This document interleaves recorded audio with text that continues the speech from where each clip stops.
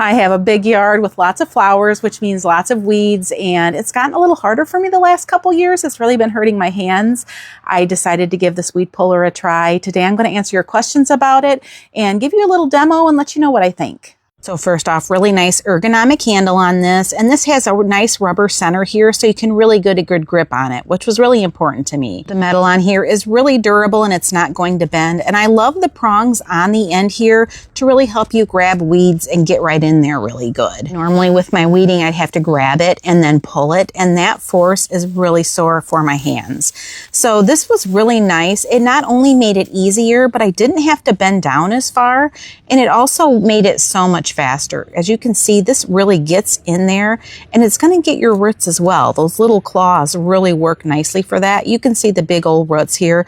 This would have been really hard to pull by hand.